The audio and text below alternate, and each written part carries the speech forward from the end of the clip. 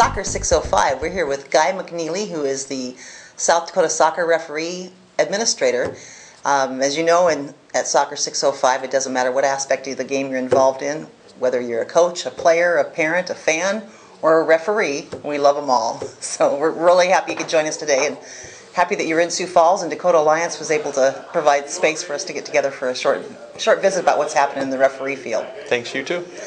So Guy, before we get started, there may be people that are watching, and if you could help them understand, what is an SRA and an SYRA? Okay. Well, U.S. Soccer has a state referee administrator for each state, and of course some of the bigger states are split, like Cal North, Cal South, that sort of thing. I believe there's 54 state referee committees around the country, and the state referee administrator is the person in charge of the referee development program and registration for that state's state referee committee. I'm appointed by both the president of the youth board and the president of the adult board. The state youth referee administrator, which for South Dakota is Chad Landis, he's an appointee of the youth board. And so he's basically in charge of supervising all the youth referee programs, and I'm in charge of overseeing all the referee programs. Chad and I look at it as being partners in the same business, and if one of us is busy or gone or has a conflict of interest, the other one steps in. But basically, he oversees all the youth programs, and I oversee all the programs. And then with a state this large, with you being geographically distributed nicely, it helps give good coverage across the state as well. That's true. And although one of our goals for the state referee committee was to try and do away with the whole concept of East River, West River, unfortunately we have a large geographic area that's split in half by a river, and so it matters more to some people than others, but we do have administration in both parts of the state. Yeah, it'd be nice if we could get rid of that East River, West River from our whole vocabulary, wouldn't it? But it would, and you know, when they split up Dakota Territory, they could have just as well made East and West as North and South, but this is what we have. So yeah, well then we would have been shaped more like Idaho, so we'll stay with the South Dakota shape. Well, there's been a lot of things happening with the referee programs in South Dakota the last few years, and one of the newest things that I'm aware of is your new online changes for registration and education. Can you explain that to us? Sure.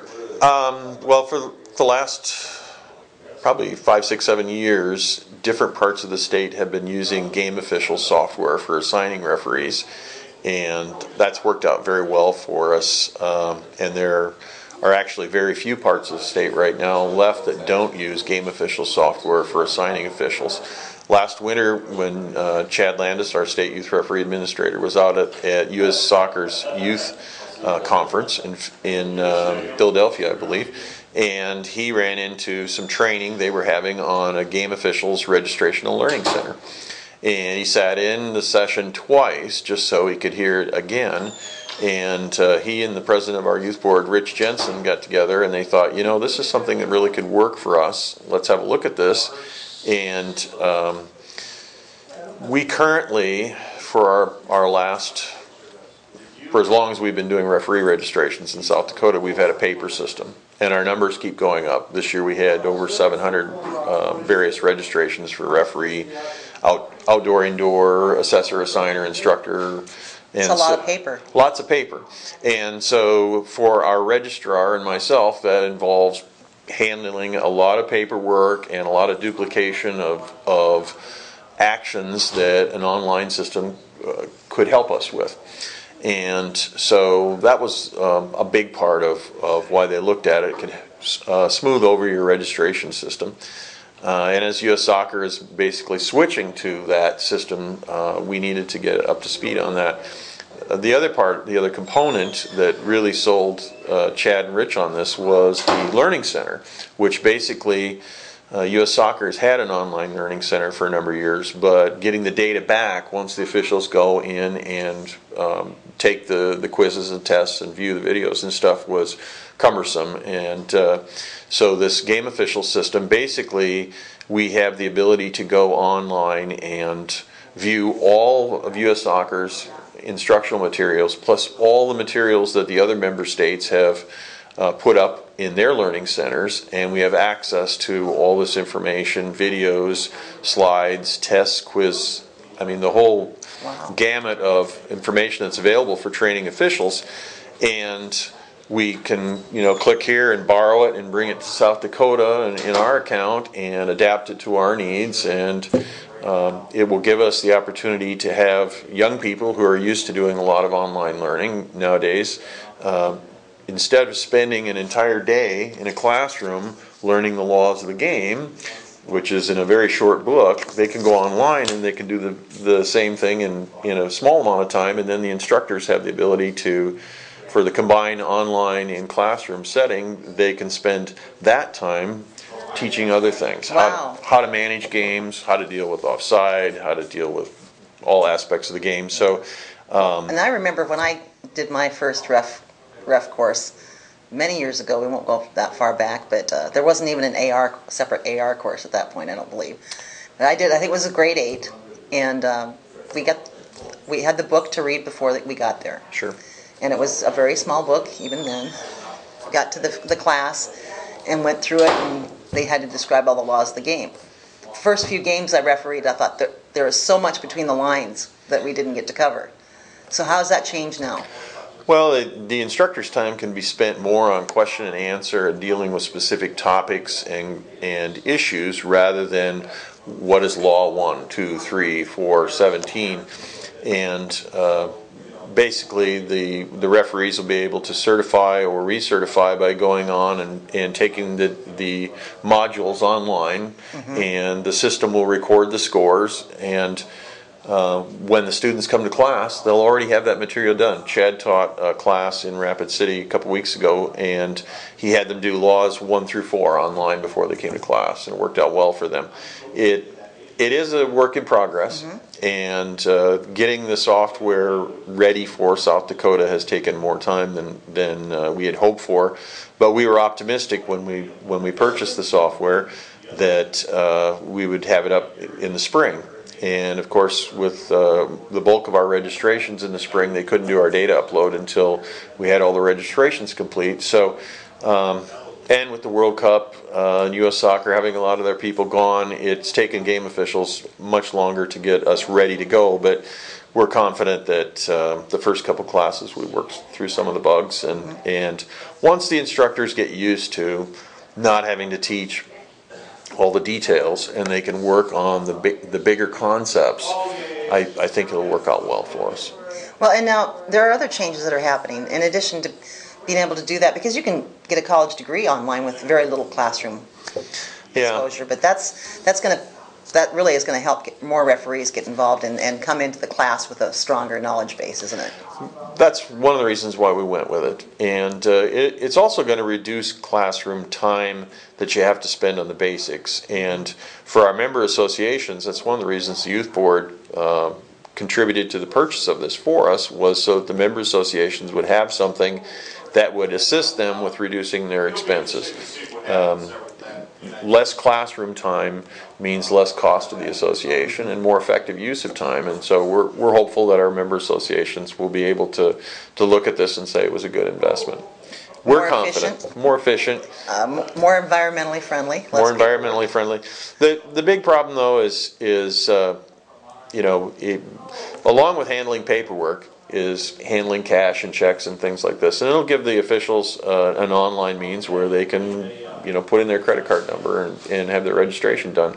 And for me, I register National Federation High School in Nebraska, Iowa, Minnesota, and South Dakota, and for college. And every time I have to write a check and fill out all the paperwork, when I do a lot of my registrations, I just go online, I give them the number and hit send, and I'm done. Got it all covered. And it will take some adjustment and some learning, and there will always be people who don't have access to technology, and we'll have to help them with those things. But that was why I sat through, at the SRA meeting in March, I sat through this Registration and Learning Center module 3 times just so I could get all my questions answered. And they ticked all the boxes for me. I'm confident, but like anything, you can't make change unless you're willing to go along with some changes, and you can't make a good omelet without breaking some eggs, and there will be some folks who don't like breaking what they're doing in order to change, and I'm sorry, but things are going to change, and U.S. Soccer's made it completely clear to us that all aspects of referee training and recertification are changing, and so we have to roll with that. Well, and the older we get, the more resistant we tend to be to change. But as you pointed out, the young kids, and those are who we need to be bringing in to refereeing, to get those young kids involved so that they have an opportunity to maybe go to a World Cup one day if they want to, or pay for their own soccer experience and help with college, whatever it may be that they want to ref for. They're used to being online, learning online and researching online. So the average kid's cell phone has more computing power than the computers that were used for the spaceships that put men on the moon. They have the ability at their fingertips to go into a game official's account and do all kinds of stuff at their palm. And for me, it was just made common sense to give them access to information that they can actually use. When they get their referee assignments, it comes by text message to their phones. They can accept or decline games. And the same thing now. If they got a free moment and they're in study hall and they're allowed to use cell phones, they can go online and take a module from a referee test. yeah, well, yesterday when we were at the Latino League game, you were showing me on your smartphone what the information that's available there from game officials for you to see what your games are. If you need to make a change, how easy it is to. Absolutely. If a referee gets injured or something happens, they get sick and you need to replace them. That's a so much better system, I would think, not only for the referees but for a tournament director. Oh, absolutely. Or an event director to have that kind of speed added to the whole process. Game Officials is great software, and when we started talking about centralized assigning for high school years ago, we had this software in mind, and I've had people tell me that this is the earliest they've been done with their assigning for all the years they've been being referee assigners. So I've a lot of confidence in the system, but it's going to take people a little time to wrap their minds around it. But most of our neighbors are in this system. There are over half of the state SRCs are involved in this particular automated system, this Registration Learning Center. So we're not the only ones. We came on board same time as Indiana. When we were sitting through our training in March, the people from Indiana were going through the same thing. And our nearest neighbor where I live, Nebraska's just across the river from me, and they've been on the system for a year or two. I believe Kansas, Missouri, Minnesota and Iowa still have their own systems, but with U.S. Soccer changing to the new system, I suspect a lot of people will be going to this. Well, with the wheel working that well for so many others, why reinvent it, right?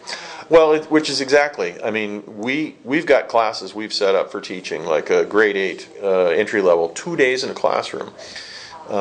We have the ability now to just go and borrow and take Kentucky's grade 8 entry level class and transfer it to our system. We don't have to reinvent the wheel. We don't have to set all these different things. We can just borrow from the learning library and say, well, let's set this up for this course. Well, I would think one of the other benefits from being able to do this in this fashion is more of a standardization of curriculum for referees. Correct.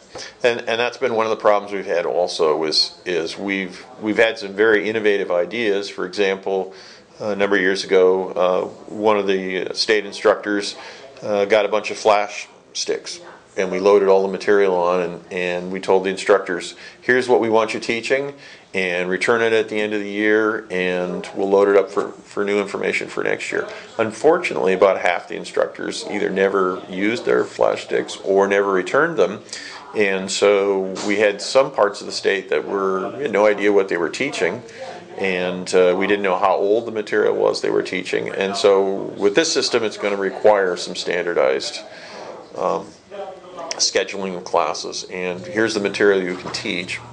Each class will be different for classroom content, and I think people are a little bit concerned about being told what they have to do, but I want to make sure that the referees in Spearfish have the same access to material as referees in Brookings or Watertown. And not only that, but the access to the same material. Absolutely. And, it's like being a teacher in any classroom. You have a curriculum that you have your opportunity to put your own mark on it as a teacher and instructor. But I think there's a lot of value in that, so that when you go not only across the state that you're going to have consistency in refereeing, but from state to state.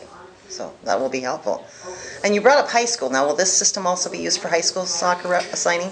Yes. Kevin Messman here in Sioux Falls and Tom Hilsendigger in Aberdeen were approached by ESD and a lot of non-ESD schools about doing the assigning. And the last time I looked on the account, they had every single high school game in eastern South Dakota assigned and ready for the season to start. And Tom was the one that told me. He says, this is the earliest I've ever been ready for high school season, and this is our game officials assigning software. So we've got our games loaded. We didn't have 100% acceptance from all the officials, but one of the concerns we had when we went to National Federation High School in South Dakota was, will we have enough officials to cover all the games? And I don't know where Greg Stone is at with Western South Dakota Referee Association, but they covered their games very well last year as well, and I'm assuming they'll do a great job with it as well. But I'm very, very pleased that all the games in eastern South Dakota are covered at this point.